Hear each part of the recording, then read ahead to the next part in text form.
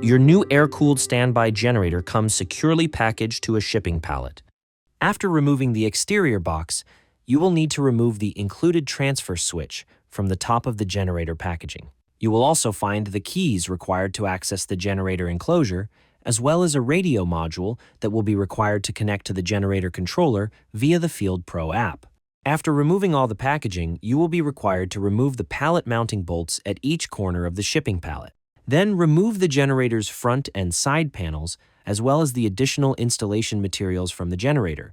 This provides access to the pallet bolts inside the generator enclosure. Once the final pallet bolts have been removed, the generator is now prepared to be moved. Moving a 400-pound generator can be challenging. In order to address this, Generac created the GenCart. It is uniquely designed to allow for a single individual to be able to move, maneuver, and place air-cooled standby generators. This avoids multiple people being required to lift, move, and place a unit. This is not only convenient, but also is a safer alternative.